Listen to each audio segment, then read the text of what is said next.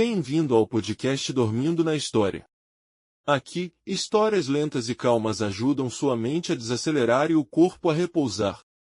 Este episódio é ficção inspirada em costumes e cenários do século XIX no Brasil e na Europa. Acomode-se, ajuste o volume e deixe-se guiar pela narrativa. Você acorda com um leve raio de luz filtrando-se através das pesadas cortinas de veludo azul. Não é o sol que o desperta, claro. O sol é apenas um intruso tímido na sua rotina. O verdadeiro responsável é o silêncio estranho do quarto, um silêncio preenchido apenas pelo som distante de passos no corredor e pelo farfalhar quase imperceptível do tecido das cortinas quando uma brisa ousa atravessar a janela entreaberta. A cama é ampla, exageradamente ampla, como se fosse feita para lembrar, a cada manhã, que você ocupa mais espaço no mundo do que a maioria das pessoas. Os lençóis de linho têm o frio suave da noite, e o peso do edredom bordado parece segurar você no presente, um presente confortável, caro e cuidadosamente construído. Antes mesmo que você se mova, já sabe que há alguém à espera do outro lado da porta. O som abafado de passos contidos denuncia a presença de criados treinados para não interromper o seu despertar, mas suficientemente atentos para entrar no instante em que ouvir o leve som da campainha de prata na mesa de cabeceira. O ar tem o perfume sutil de cera de abelha das velas apagadas na madrugada, misturado ao aroma quase doce do polidor de madeira usado no chão de carvalho. De algum lugar, talvez da cozinha distante, chega um rastro tímido de café recém-passado, um luxo importado, claro, que poucos podem se dar ao trabalho de saborear todas as manhãs. Você permanece imóvel por mais alguns instantes, apenas ouvindo. Há um certo prazer em atrasar o primeiro movimento do dia, prolongando a sensação de que o mundo lá fora pode esperar. Mais cedo ou tarde, o protocolo exige que você comece. Sua mão toca a campainha. Um som claro, metálico e breve ecoa pelo quarto. A porta se abre lentamente, revelando a primeira figura do dia. Um criado de expressão neutra, carregando uma bandeja com um pequeno copo de água fresca e um lenço perfumado. Atrás dele, uma dama de companhia aguarda, com o vestido impecavelmente ajustado e um leve sorriso profissional, pronta para coordenar os primeiros atos da sua manhã. E assim, o dia começa.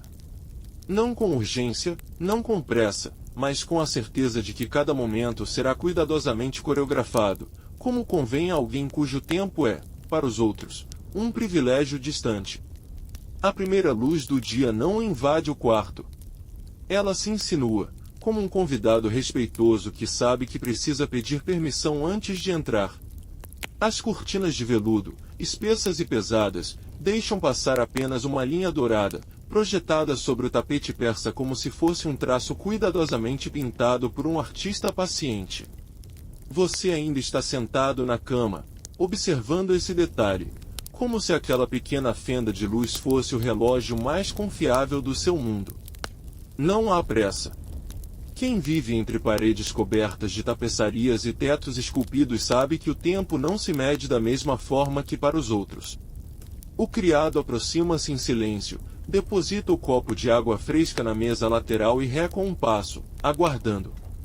A dama de companhia, por sua vez, inclina-se levemente, oferecendo lenço perfumado. O aroma é discreto, um equilíbrio entre lavanda e algo mais cítrico, escolhido não apenas para agradar, mas para marcar o início da sua rotina com uma assinatura invisível. Ao longe, o som de um relógio de parede ecoa pelo corredor, não para lhe lembrar das horas, mas como parte da sinfonia da casa, um lembrete constante de que, mesmo na calma, tudo segue um compasso. Quando você leva o copo aos lábios, a água é mais fria do que o esperado, um frescor que desperta sem agredir. A dama de companhia observa discretamente, avaliando o momento exato de iniciar a preparação para a toilette.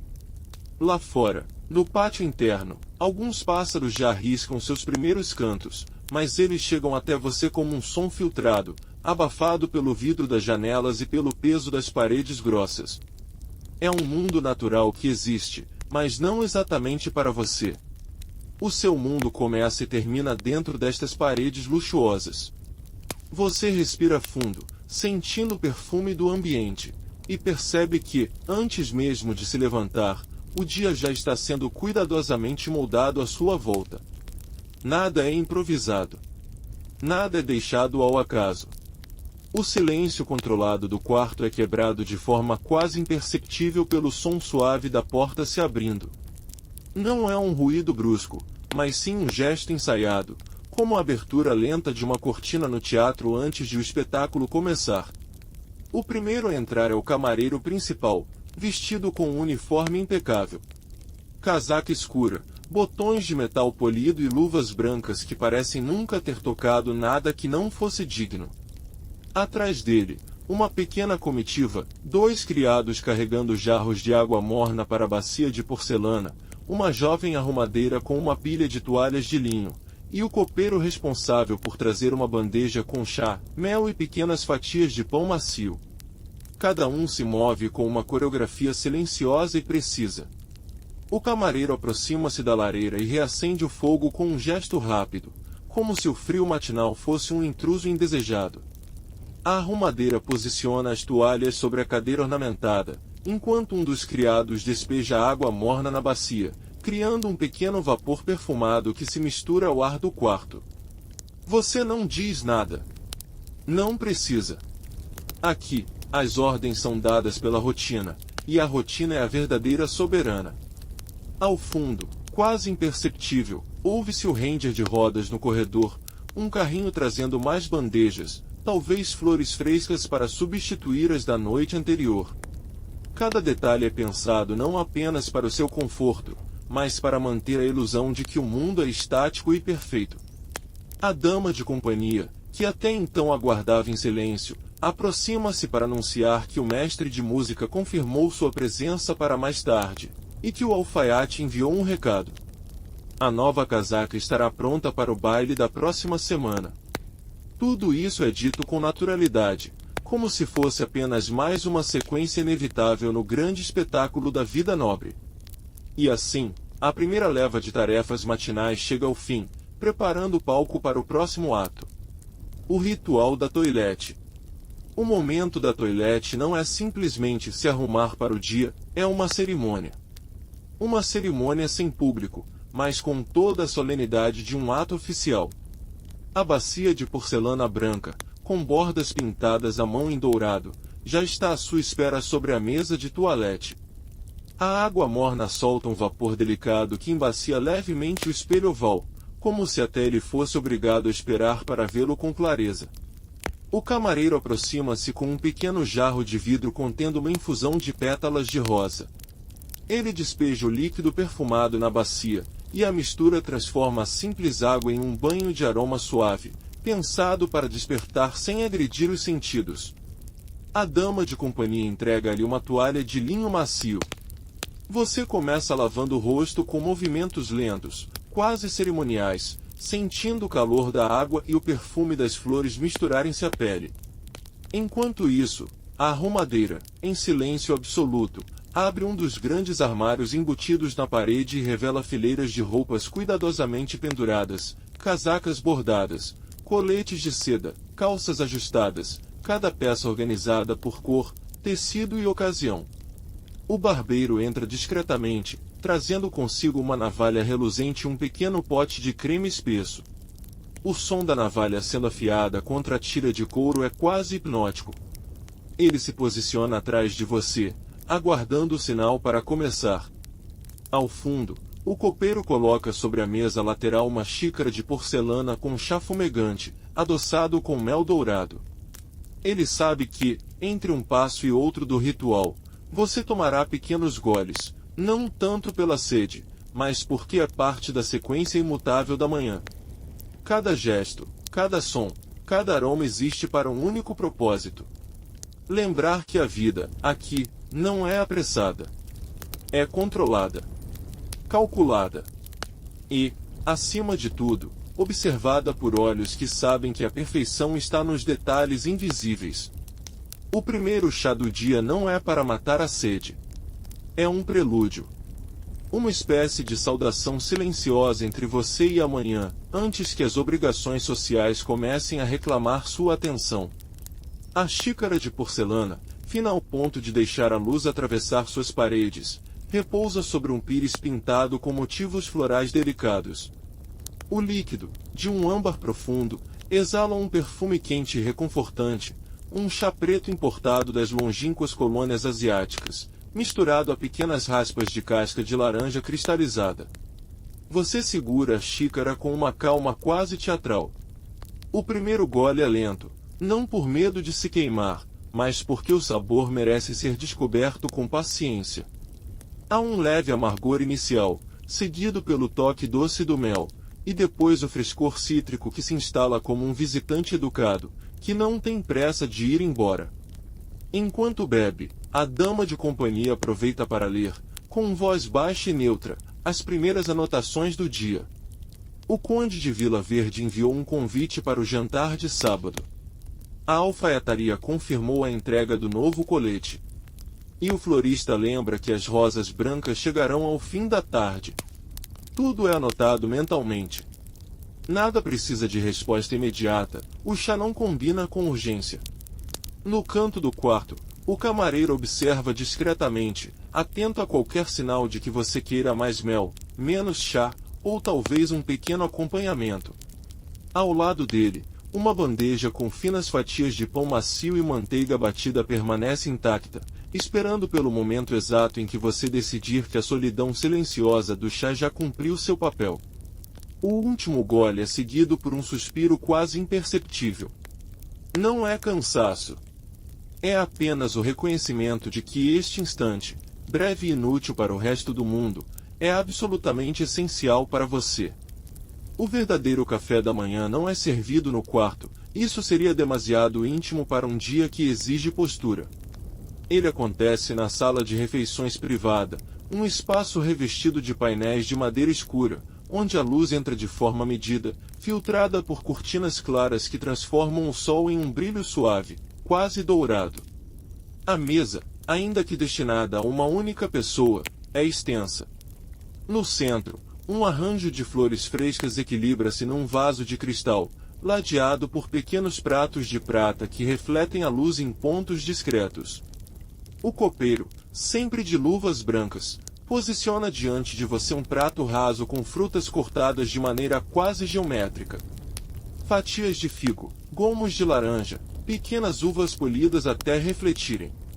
Ao lado, uma seleção de pães, desde o brioche macio até o pão rústico levemente aquecido, acompanhado de manteiga cremosa e 3 tipos diferentes de geleia, cada uma em um pote de vidro com tampa dourada.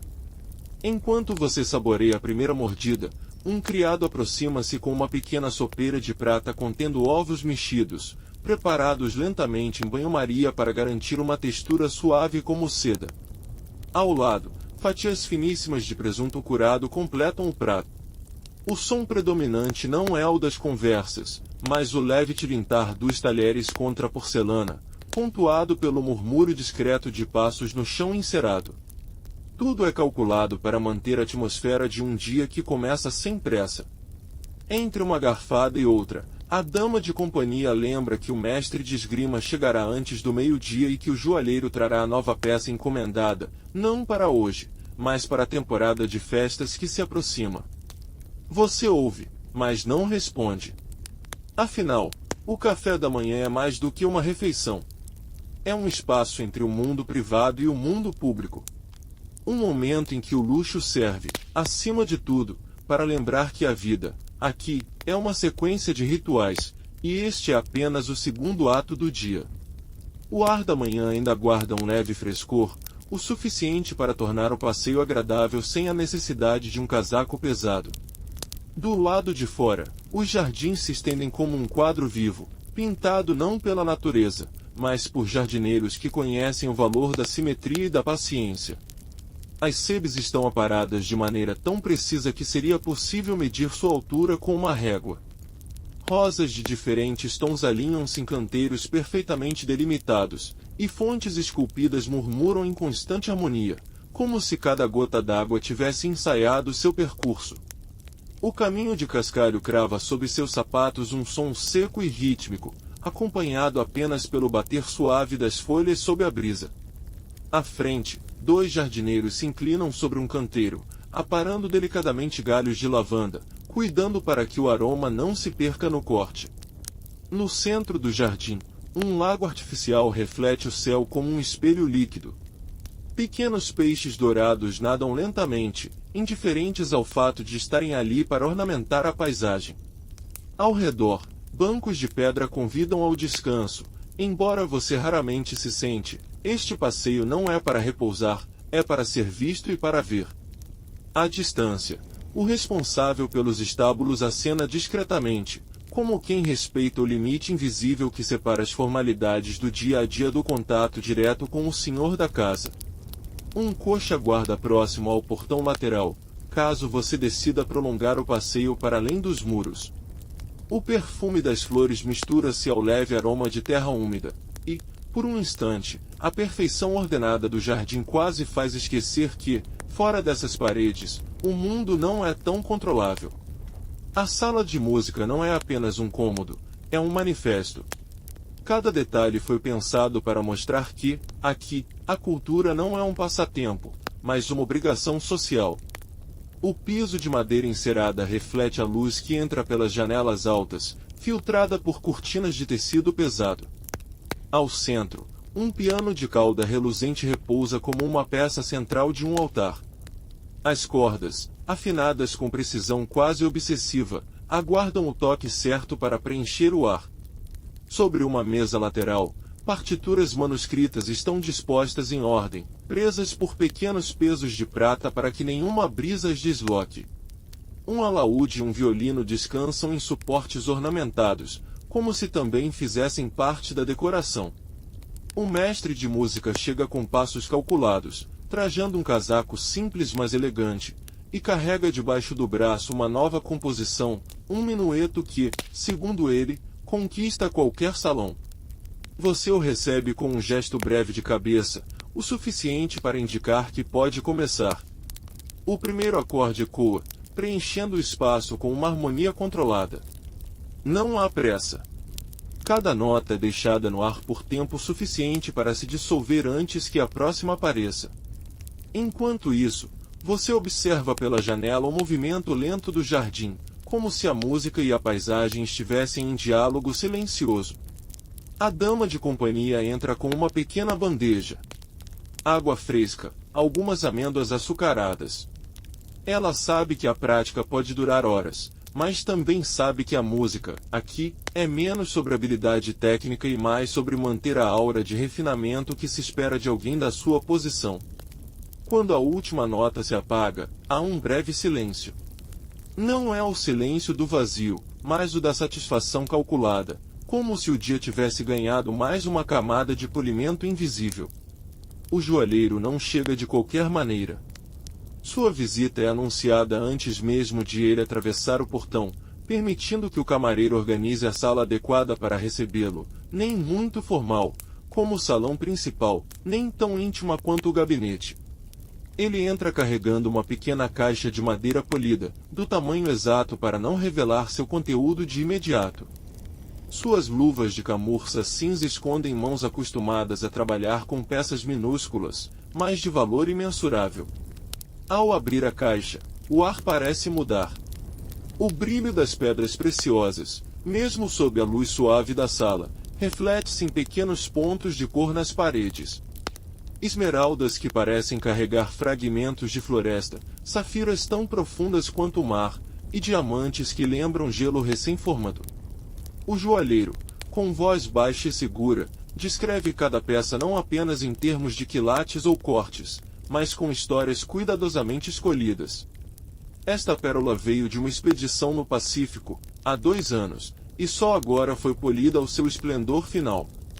Este rubi, dizem, pertenceu a um marajá antes de ser leiloado em Lisboa. Você escuta, não tanto pelos detalhes técnicos, mas pela forma como ele transforma cada joia em um fragmento de poder, um símbolo a ser exibido no momento certo. A dama de companhia, de pé ao lado, Toma notas discretas sobre quais peças combinariam com eventos futuros. Não se trata apenas de estética, cada escolha é também uma mensagem para os convidados certos. Ao final, o joalheiro fecha a caixa com um clique suave. Não há pressa para decidir. Ele sabe que, no seu mundo, decisões desse tipo são tão estratégicas quanto um tratado político. Quando ele parte, levando consigo tanto as joias quanto as histórias, a sala parece um pouco mais vazia, mas a sensação de controle e abundância permanece, como se as pedras ainda estivessem ali, brilhando apenas para você. O almoço formal não é apenas uma refeição, é um espetáculo cuidadosamente encenado, mesmo quando o público é reduzido. A sala de jantar principal está preparada como se fosse receber um convidado ilustre, ainda que hoje apenas membros próximos da família estejam presentes. A mesa longa, coberta por uma toalha de linho impecavelmente engomada, exibe um arranjo central de flores frescas e discretas. Castiçais de prata polida refletem a luz suave que atravessa as janelas altas.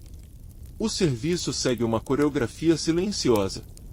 O primeiro prato é uma sopa clara de legumes, servida em porcelana fina com bordas douradas. O copeiro despeja o caldo lentamente, evitando qualquer respingo que quebre a harmonia do momento. Segue-se um peixe grelhado, temperado com ervas do próprio jardim, acompanhado de legumes assados que exalam um aroma doce.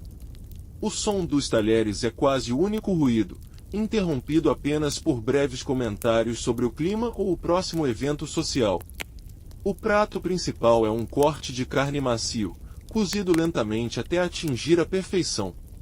Acompanhamentos são dispostos em pequenas travessas para que cada convidado se sirva sem pressa, preservando o ritmo cerimonioso da refeição. Entre um prato e outro, o mordomo troca discretamente os talheres e recolhe qualquer migalha que tenha ousado cair sobre a toalha. Nada é deixado ao acaso, cada gesto serve para lembrar que aqui até o ato de comer é regido por códigos invisíveis. A sobremesa, um pudim delicado com calda de frutas, encerra a refeição. Mas o almoço formal não termina realmente com o último gole de café.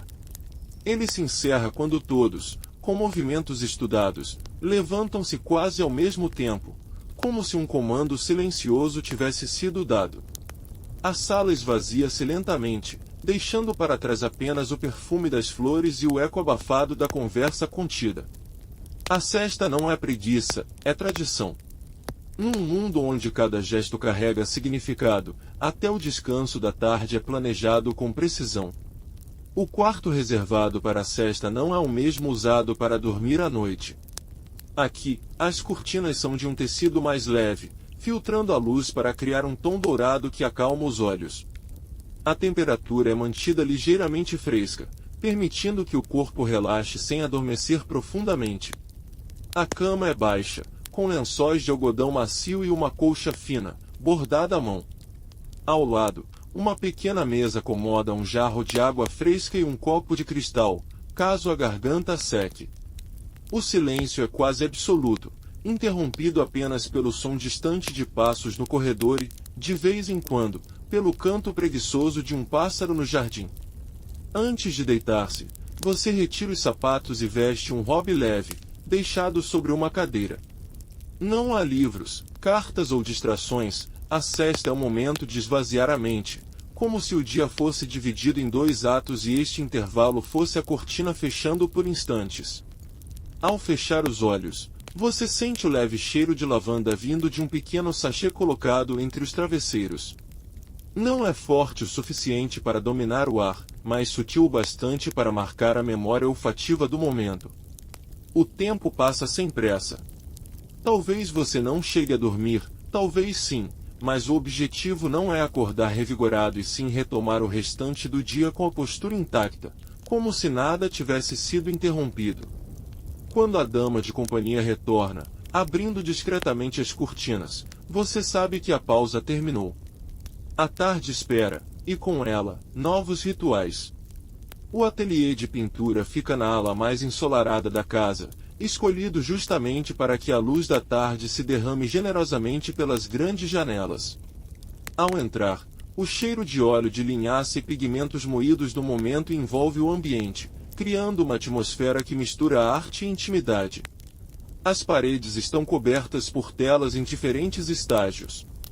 Algumas com esboços a carvão, outras já exibindo cores vivas que capturam momentos congelados no tempo. Um retrato inacabado repousa sobre um cavalete central, o seu retrato, ainda com a expressão sendo construída em camadas de pinceladas meticulosas.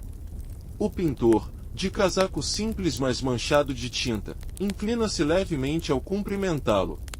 Seus olhos não se demoram muito no seu rosto, mas voltam rapidamente à tela, como se estivesse comparando o que vê com o que já capturou.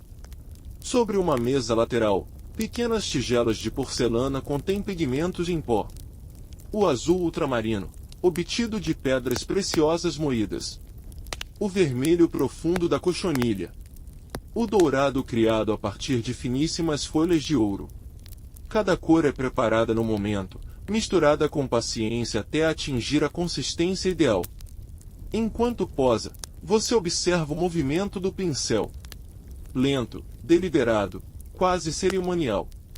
O som é mínimo, apenas o deslizar suave das cerdas contra a tela e, ocasionalmente, o leve raspar da espátula limpando o excesso de tinta. O pintor não fala muito. Quando faz, é para comentar sobre o tom de luz que muda com a passagem das nuvens ou para pedir que incline levemente o queixo.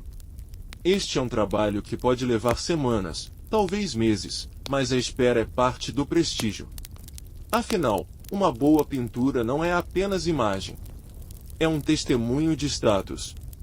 Quando a sessão termina, a tela é virada discretamente para a parede.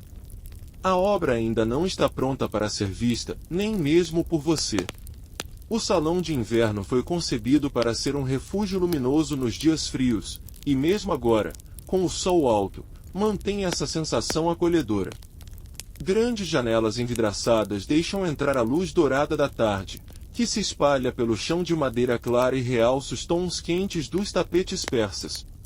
No centro, uma mesa baixa de mogno está preparada com um serviço de chá de porcelana fina, pintada à mão com motivos florais.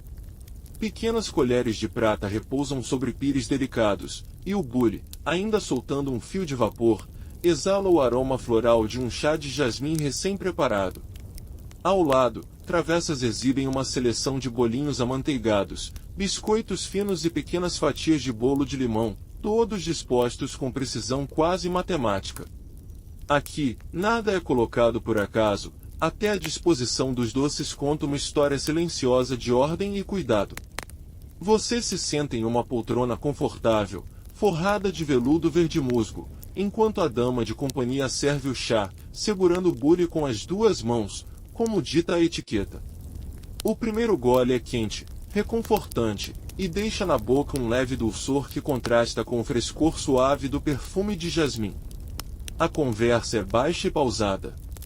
Fala-se sobre o andamento de obras na cidade, sobre rumores de famílias conhecidas e, ocasionalmente, sobre as próximas recepções. Não se trata de intimidade, mas de manter viva a rede de informações que sustenta a vida social. Pelas janelas, o jardim parece mais sereno agora, como se até as flores estivessem acompanhando o ritmo lento da tarde. Quando o último gole é tomado e os doces são recolhidos, fica apenas o eco delicado da porcelana sendo empilhada e a sensação de que este momento, embora breve, foi tão calculado quanto qualquer grande evento. A correspondência não é apenas troca de palavras, é um exercício de influência. No silêncio do gabinete, a luz filtrada pela cortina clara cria um ambiente onde cada linha escrita parece ganhar mais peso. Sobre a mesa, o papel é de gramatura espessa, importado, com o brasão da família gravado em relevo no topo. Ao lado, uma pena de ponta fina e um tinteiro de vidro verde, cuja tampa de prata reflete discretamente a luz. O cheiro da tinta recém-aberta mistura-se ao leve aroma de madeira encerada do ambiente. Você começa pela carta mais urgente. Uma resposta diplomática a um convite para um baile. Não basta aceitar, é preciso aceitar com as palavras certas, capazes de deixar claro que sua presença será tanto um prazer para o anfitrião quanto um gesto calculado de prestígio. Em seguida, uma carta mais pessoal, endereçada a um aliado distante. O tom muda. Menos formal, mas ainda controlado. Pequenas atualizações sobre a vida local, uma referência velada a negociações em andamento, e um toque sutil de humor para manter o vínculo humano. Entre uma carta e outra, há pequenas pausas para secar a tinta com o mata-borrão. O som suave do papel absorvendo o excesso é quase terapêutico. Por fim, uma carta que exige mais cuidado. Um recado indireto, enviado por meio de palavras que parecem inocentes, mas que carregam um significado claro para quem sabe ler nas entrelinhas. No seu círculo, comunicar-se assim é uma arte, e cada carta é tanto uma mensagem quanto um teste de interpretação. Quando todas estão escritas e seladas com cera vermelha, o criado entra silenciosamente para levá-las ao mensageiro. Ao vê-las partir, você sabe que, em poucos dias, essas páginas cruzarão estradas e mares, carregando não apenas tinta, mas fragmentos cuidadosamente moldados da sua influência. O jardim de inverno não é apenas um espaço verde dentro da casa, é um manifesto de controle sobre a natureza. A estrutura de vidro e ferro forjado, importada da Europa, mantém um clima constante, independentemente do que acontece lá fora. Aqui, mesmo em pleno inverno, flores tropicais abrem suas pétalas como se fosse primavera. O ar é úmido e levemente perfumado. Orquídeas raras pendem de suportes altos, exibindo cores impossíveis de encontrar nas matas próximas. Pequenos arbustos de folhas lustrosas ladeiam caminhos de pedras perfeitamente alinhadas, que conduzem até um banco de mármore no centro. Você caminha lentamente, tocando levemente algumas folhas com a ponta dos dedos, sentindo a textura e observando o reflexo suave da luz no verde intenso. Um jardineiro, discretamente à distância, se ocupa de aparar galhos rebeldes e verificar a irrigação. Em uma das laterais, uma pequena fonte deixa a água cair num fio contínuo, criando um som constante e tranquilizador. É o tipo de detalhe pensado não apenas para agradar aos olhos, mas também para criar uma atmosfera de paz controlada. Sentar-se no banco central é quase um ritual. Dali, pode-se observar todo o jardim, cada detalhe meticulosamente planejado. As plantas não crescem ao acaso, cada uma está onde deve estar, escolhida pela cor, pela altura, pelo contraste que cria com as outras. Você sabe que, quando receber visitas importantes, este será um dos pontos de exibição mais eficazes. Afinal, um jardim de inverno não serve apenas para cultivar flores. Serve para cultivar impressões. O jantar de negócios não é uma simples refeição, é um tabuleiro de xadrez onde cada prato é uma jogada e cada gesto, um movimento calculado. A sala de jantar, iluminada por um grande lustre de cristal, brilha como se esperasse receber ministros ou embaixadores. A mesa, impecavelmente posta, conta com talheres de prata polida, taças de cristal lapidado e guardanapos de linho dobrados em formas precisas. No centro, um arranjo de flores discretas, escolhido para não bloquear a visão entre os convidados, mas ainda assim impressionar. Os convidados chegam pontualmente, como manda a etiqueta, e são recebidos com um aperitivo leve servido em bandejas de prata. Pequenas conversas se iniciam, cuidadosamente controladas para não entrar no assunto principal antes da hora certa. O primeiro prato, uma entrada de frutos do mar frescos, serve como momento de aquecimento. É aqui que as primeiras sondagens começam, onde se mede o humor de cada participante e se identificam aliados e opositores. O prato principal é servido com pompa. Carne macia acompanhada de legumes perfeitamente cozidos, temperados com ervas raras. Entre um gole de vinho e outro, os assuntos de interesse surgem de forma gradual, quase casual, como se não fossem o verdadeiro motivo da reunião. O anfitrião conduz a conversa com habilidade, alternando entre comentários culturais, elogios sutis e pequenas provocações que fazem o outro lado revelar mais do que pretendia. Ao fundo, Música suave preenche os silêncios, evitando que qualquer pausa se torne desconfortável. A sobremesa, um doce elaborado com frutas cristalizadas, marca o encerramento formal da refeição.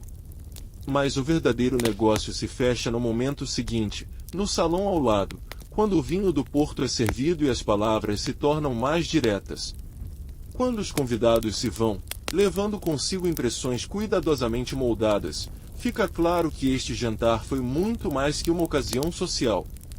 Foi uma vitória estratégica.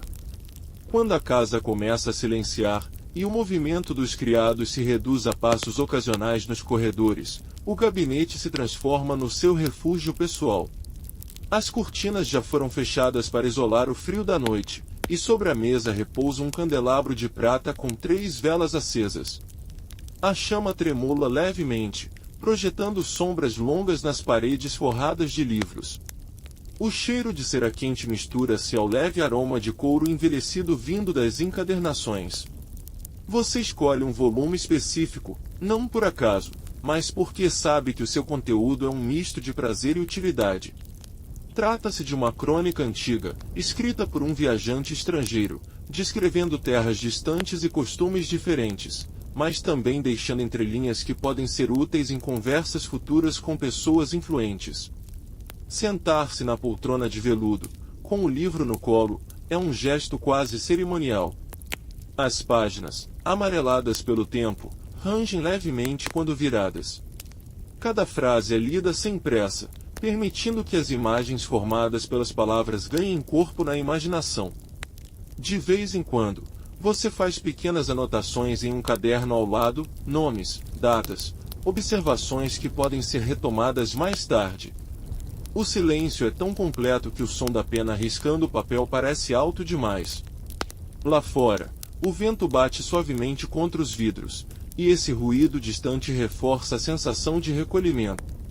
Quando as velas começam a diminuir e a luz se torna mais suave, você fecha o livro com cuidado, como se guardasse um segredo.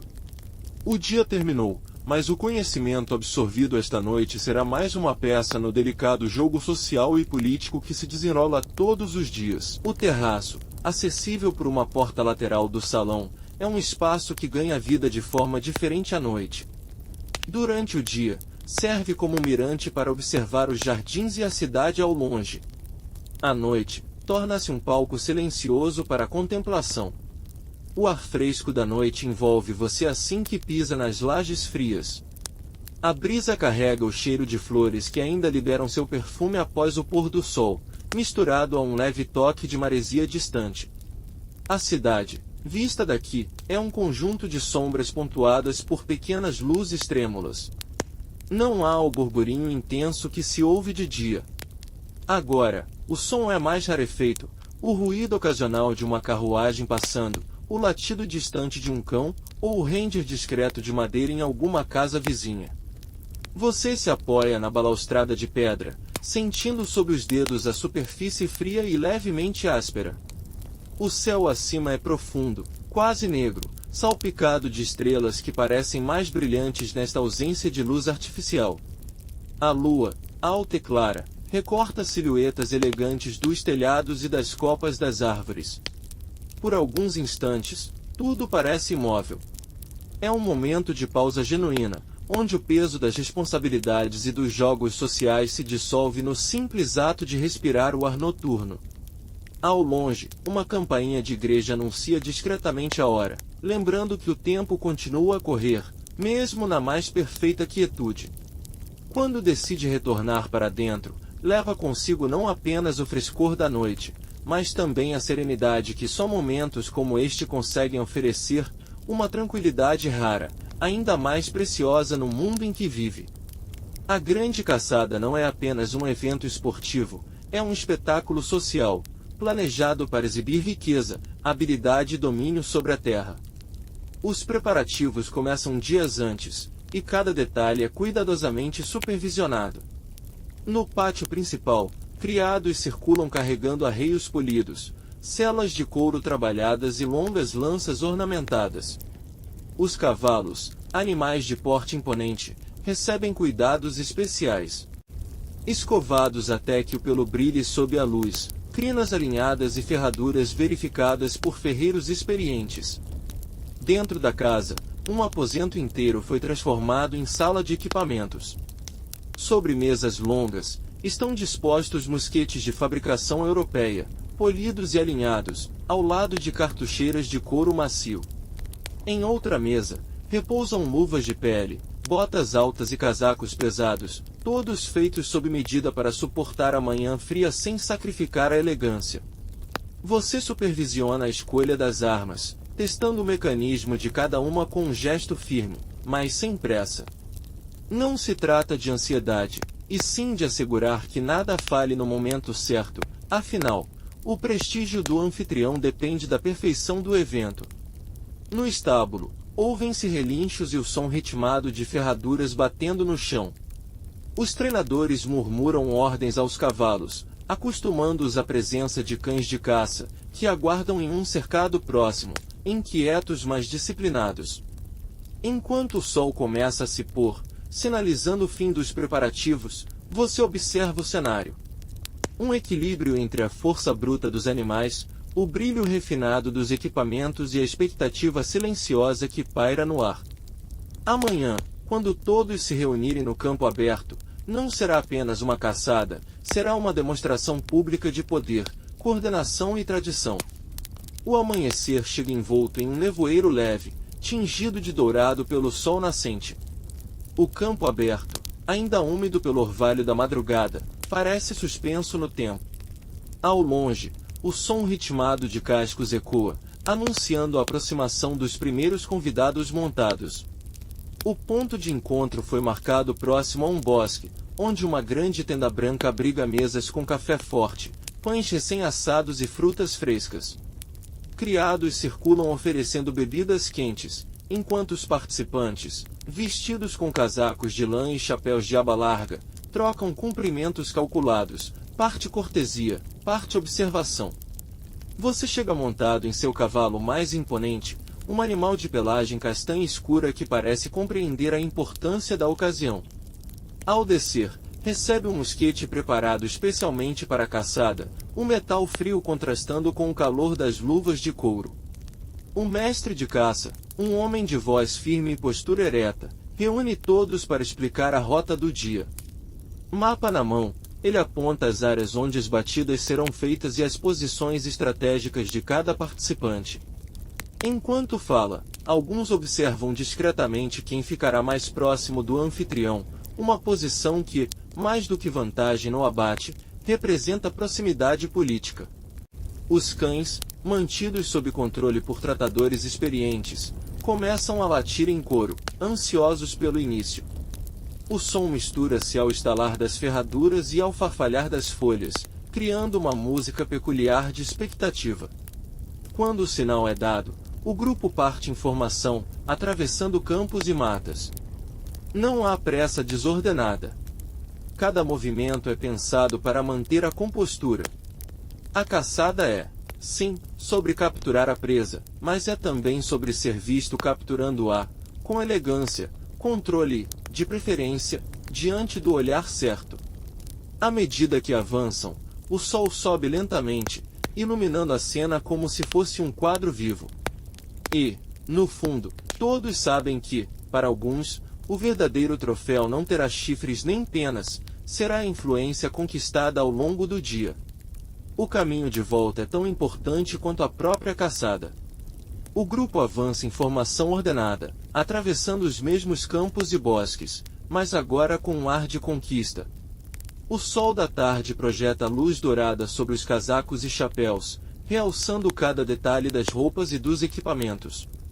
À frente, alguns cavaleiros exibem presas bem posicionadas, presas que serão comentadas à exaustão nos salões nos dias seguintes. Os cães seguem mais calmos, com o ímpeto inicial substituído por um cansaço satisfeito. Você cavalga com postura ereta, consciente de que cada olhar, seja de outro participante, seja de algum camponês que observa de longe, registra a imagem de vitória que deseja transmitir. O cavalo mantém o passo firme, como se soubesse que faz parte de uma coreografia cuidadosamente ensaiada. Ao aproximar-se da propriedade, o som de trompas ecoa, marcando o retorno. Criados e curiosos se reúnem à entrada, formando um corredor por onde o grupo passa lentamente.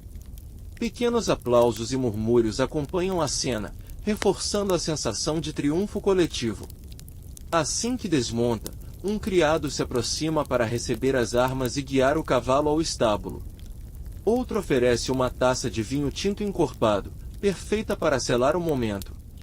A conversa entre os participantes, agora descontraída, mistura relatos de lances emocionantes com comparações discretas de desempenho. É nesse momento que alianças se fortalecem, que promessas são feitas e que favores são sutilmente oferecidos. O retorno não é apenas físico, é simbólico. Representa a reafirmação de status, a validação de competência e a lembrança de que, neste mundo, até a caça é uma forma de política. A transição do campo para o salão acontece de forma quase cerimonial. Enquanto os convidados têm tempo para descansar e trocar de roupas, a grande sala de baile é preparada para receber o evento que coroará o dia. O chão, de madeira polida, reflete a luz de dezenas de candelabros e lustres de cristal. Guirlandas de flores frescas decoram as colunas, e a orquestra, posicionada discretamente ao fundo, afina os instrumentos. A música que em breve preencherá o ambiente já parece estar no ar, antecipada pelo leve murmúrio das conversas. Os convidados surgem um a um, vestidos com trajes de gala. Os homens exibem casacas impecáveis, camisas engomadas e medalhas presas ao peito. As mulheres ostentam vestidos de seda e tafetá, em cores vivas e cortes que equilibram elegância e ousadia. Cada passo, cada gesto, é calculado para impressionar. Você entra com presença firme, cumprimentando com um leve aceno, deixando que os olhares façam o trabalho silencioso de medir sua importância. A caçada já ficou para trás. Agora, o que importa é a dança social que se desenrola entre os passos e as conversas. O jantar é servido em mesas longas, com pratos que vão de receitas tradicionais a iguarias importadas. O vinho, escolhido de adegas europeias, acompanha cada prato com precisão. Entre um brinde e outro, surgem comentários sobre os feitos da manhã, sempre com a devida ênfase nas habilidades e na hospitalidade do anfitrião. Quando a música começa, o salão se enche de movimento. Pares deslizam pelo piso, e as conversas se transformam em risos discretos, sussurros e olhares cúmplices. A dança não é apenas lazer, é oportunidade. Um giro bem calculado pode aproximar interesses, um passo em falso pode enfraquecer alianças. No final da noite, ao ver o salão repleto e satisfeito, você sabe que cumpriu mais um papel com perfeição. Transformar a vitória no campo em prestígio duradouro, gravado na memória de todos os presentes. O salão, horas antes repleto de luz, música e movimento, agora repousa em um silêncio quase absoluto. Os candelabros ainda ardem, mas suas chamas tremulam mais lentamente, projetando sombras longas e suaves pelas paredes. Você caminha sozinho pelo espaço, ouvindo apenas o som discreto de seus próprios passos sobre a madeira. O perfume das flores que decoravam a sala ainda flutua no ar, misturado ao leve aroma de vinho e cera derretida. As mesas foram parcialmente limpas. Taças e pratos restantes formam um mosaico desordenado, vestígios de uma noite de abundância. Um criado passa silenciosamente recolhendo guardanapos, evitando cruzar o olhar, como se quisesse preservar a atmosfera de recolhimento. Do lado de fora, pela janela, o jardim está mergulhado na escuridão, iluminado apenas pela luz pálida da lua. O contraste com o calor e o brilho da festa é marcante, é como se o mundo, enfim, tivesse desacelerado. Você respira fundo, sentindo o peso do dia finalmente assentar-se nos ombros. O corpo pede descanso, mas a mente ainda percorre conversas, olhares e alianças firmadas ao longo das últimas horas. Ao subir para seus aposentos, o som distante de um relógio marca a hora tardia. A cama, com lençóis de linho impecavelmente estendidos, aguarda como promessa de um sono reparador. Antes de apagar a última vela, você lança um último olhar pela janela. Lá fora, tudo é calma. Aqui dentro, a certeza silenciosa de que o prestígio construído hoje ecoará muito além desta noite.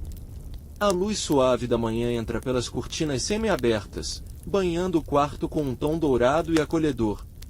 O silêncio é quebrado apenas pelo som distante de pássaros e pelo leve estalar da madeira aquecida pelo sol. Você desperta lentamente, permitindo-se alguns instantes de imobilidade, como quem saboreia a transição entre o repouso e a vigília. O corpo ainda carrega o peso agradável da noite anterior, mas a mente já começa a ordenar os acontecimentos. Na mesa de cabeceira, uma bandeja com café recém-preparado, pão levemente tostado e frutas frescas aguarda. O aroma do café se mistura ao ar puro que entra pela janela, criando um início de dia quase cerimonioso. Enquanto saboreia o primeiro gole, as imagens do baile retornam. Sorrisos, cumprimentos, promessas feitas em tom baixo. Cada detalhe começa a se encaixar como peças de um tabuleiro maior. Você percebe quais alianças se solidificaram, quais precisam ser nutridas e quais podem ser deixadas de lado. Do lado de fora, o movimento da casa recomeça. Criados cuidam do pátio, cavalariços tratam dos animais, e o som ritmado das atividades matinais dá ao ambiente uma cadência familiar. Com a xícara ainda na mão, você caminha até a varanda. O horizonte se estende diante de si, vasto e tranquilo, mas sua atenção está voltada para algo menos visível. O futuro. A caçada e o baile foram mais que celebrações, foram investimentos. E agora é hora de colher, com paciência, os frutos plantados nas conversas e gestos da véspera. O dia está apenas começando, mas já carrega o peso e a promessa de novas oportunidades. Os dias que se seguiram à caçada e ao baile foram marcados por uma movimentação discreta, porém constante. Mensageiros vieram e foram, levando e trazendo cartas seladas com brasões distintos. Convites para encontros privados surgiram, assim como pequenas ofertas de colaboração em assuntos aparentemente triviais, mas que, no fundo, abriam portas para negócios mais ambiciosos. A lembrança da festa, cuidadosamente cultivada por quem dela participou, ganhou vida própria. Cada relato era ligeiramente embelezado, e cada detalhe era moldado para destacar o papel de certos anfitriões e convidados. A caçada deixou de ser apenas um evento para se tornar um marco social, algo que todos os presentes desejariam poder repetir. Você percebe, com satisfação, que o prestígio obtido naquele único dia se espalha como círculos formados por uma pedra lançada na água. O alcance é lento, mas inevitável.